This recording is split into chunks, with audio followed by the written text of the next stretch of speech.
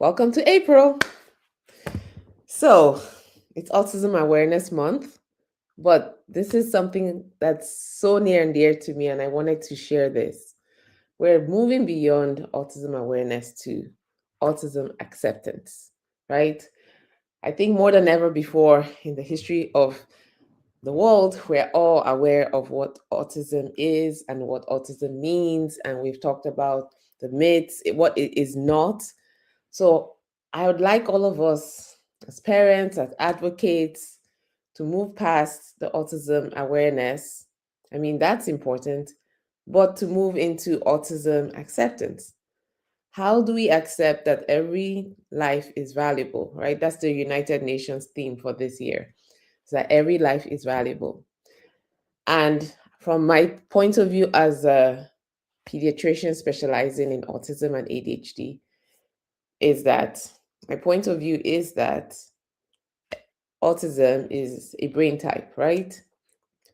ADHD is a brain type. And if we approach it from that angle, as opposed to what's wrong versus how can we support, how can we improve the environment, um, children and adults living with autism existing, how can we put support in place for them, then I think that's a really, really great place to have a conversation. And that's what moves the needle forward, right?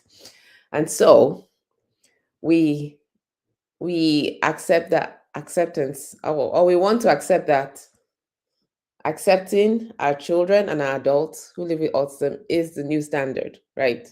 We do know that rates of diagnosing children and adults with autism are rising, and I think the last time we checked, it was 1 in 22 in some areas and 1 in 30 in others. But the bigger question is, how can we make their lives better? How can we improve the quality of their lives in every sense of the word as a whole person, right?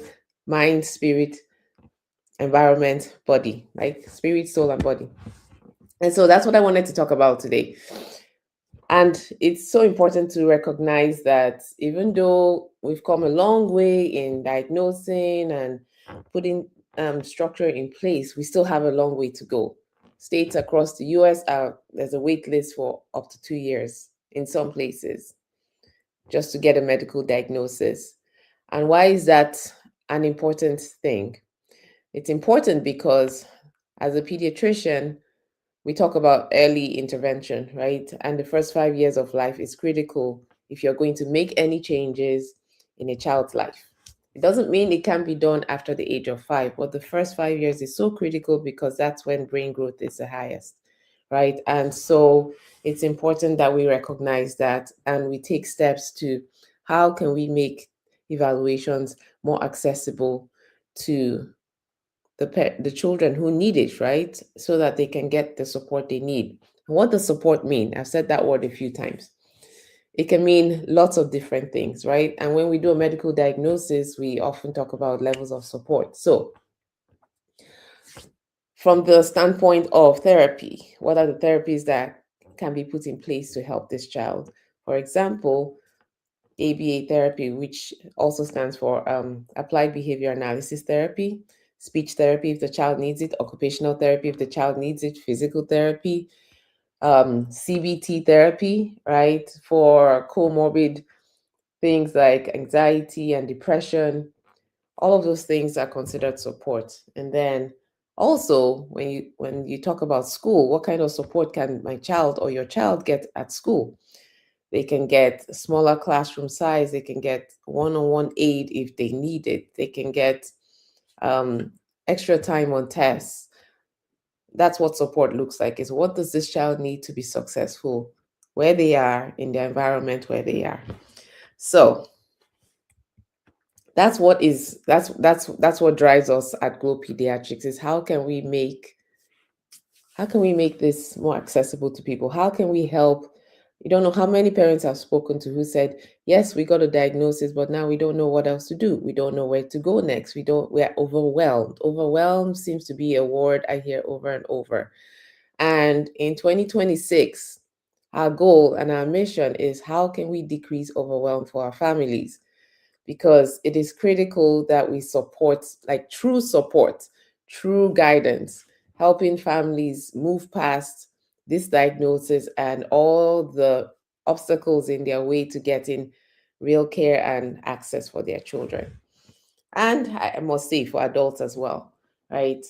So, how can we support communication and not force conformity? And that's something I talk to parents about a lot, saying when you're going to put your child in therapy, you want to interview the therapist and ask them questions like, what is your philosophy of care? Do you incorporate play therapy into your your therapy sessions? Is this individualized, or is this, are you following a curriculum? Questions like that are important because your child absolutely deserves to have the best care possible. And when a parent is informed and empowered, then guess what? Your child gets the help that they need. And so that's important to recognize that as well. How can you at home create environments that reduce overwhelm for your child? We'll talk about home first because that's where the child spends the weekends, the mornings, the night, like for the most part, most of their day, depending on their age, right? What are the things that you can put in place at home? And again, this involves becoming a detective of your child, studying your child. What are their triggers? What are the things that soothe them? What are the patterns that you've noticed that lead to an outburst or a tantrum? What are the things that make them feel loved, right? That's so critical because for every child is different, right? And that's why we're parents, right? Our jobs are to become the experts on this amazing human being that's been placed in our care. So I challenge you this month and starting today, what are the things you can put in place? Do you need a quiet corner or a calming corner or a gentle corner, whatever you want to call it, right, for your child, where there's some low light, or you can play some slow, soft music, or they can have a favorite pillow in an area where they can go to regulate themselves.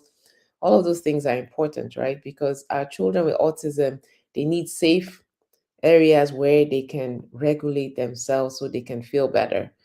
And it's important to note here that communication is simply a call out for help, right? Behavior is communication. And so if you see your child exhibiting behaviors which you may not necessarily enjoy or like, it's possible to work on those behaviors. And that's one of the things we work on at Glow Pediatrics with the a parent-led communication program, right? Because we understand the importance of this.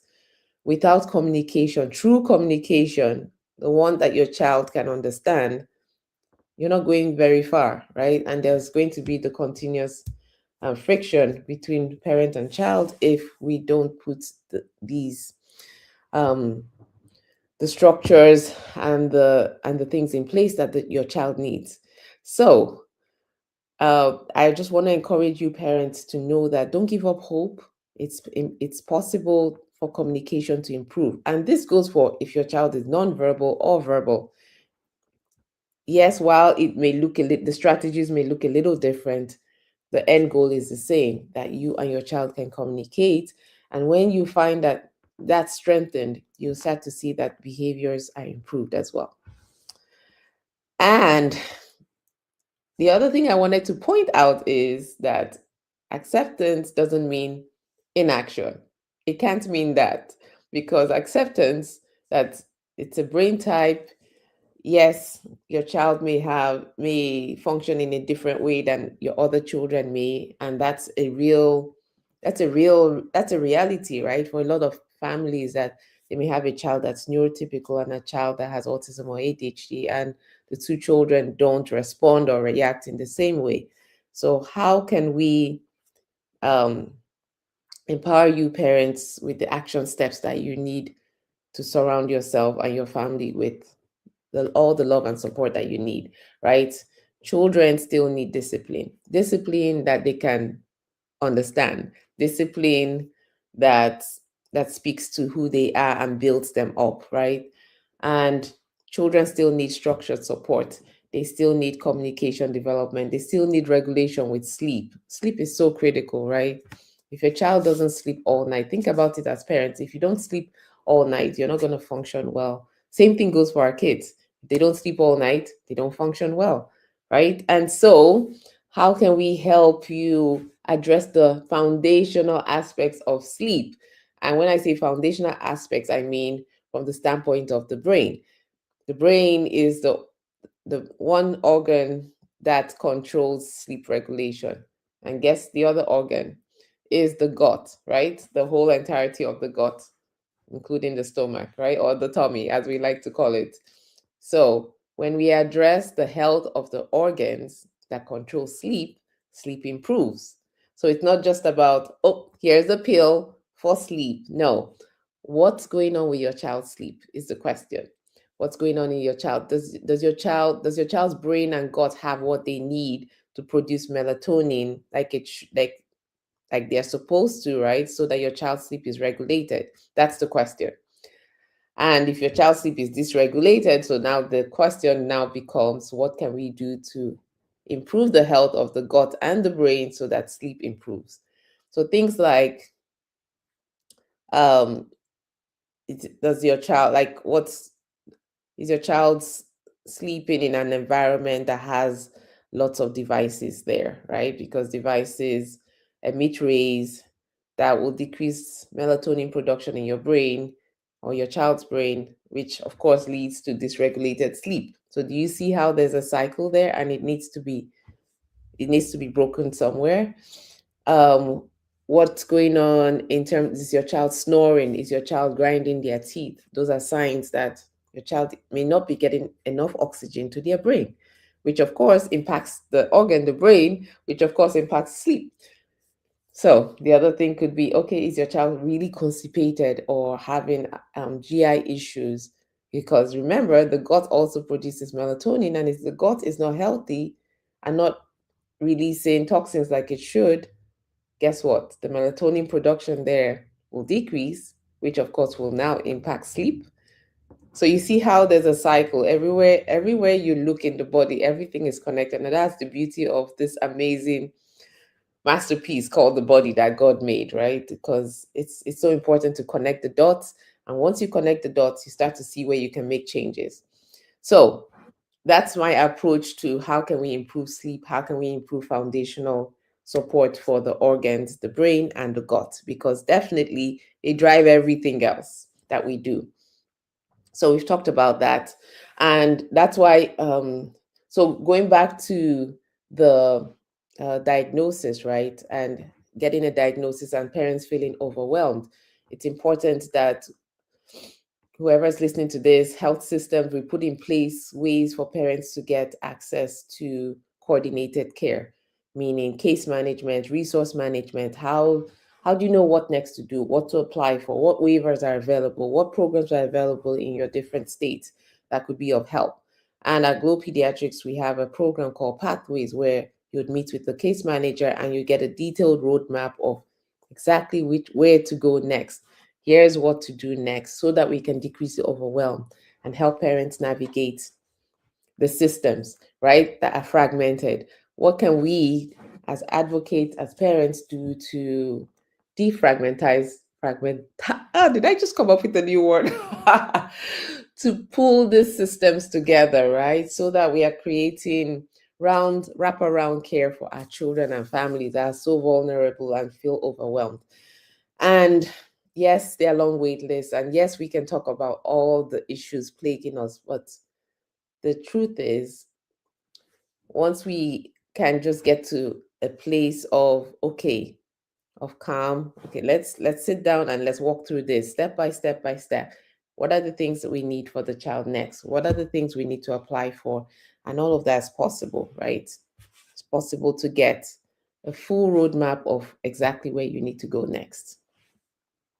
So I hope this has been helpful for the parent who's wondering, okay, what are my steps? Is there hope for me and my child? I want you to remember that your child is valuable. Everybody matters, right? Autism and ADHD are brain types. And absolutely, once you become a detective of your child, it definitely helps you put in place the the structure, the care that your child needs and deserves. and you as well, because I found in my practice, and that's why I jokingly call myself an adult pediatrician, is because if my adults, the parents, are not doing well or feel frazzled and overwhelmed, and I've been there, so I understand. And as a parent, it's definitely easy to get there. So, but how do we move away from that? And that's my message to all of us as we talk about how we can improve things for our families who have children with autism and ADHD. How can we put arms around you to support you? And if you hear this message, please let us know in the comments, what are the things that would be helpful to you? What are some things that we can put in place to provide support for you? How would you feel supported? What is lacking, and what do you think you need? And that's definitely helpful to come from you, because then that guides what we do and how we serve. And make no mistake, we are here to serve and walk alongside you. Parenting is a journey, it doesn't come with a manual, and that's why we're all here to use the gifts God has placed in all of us to make your lives easier and surround you and your family with all the love and care that you need. So reach out to us. We're excited to hear from you, and watch this space, because we will continue to provide guidance and answer questions and be here to support you in any way possible. So have an amazing day. God bless you all.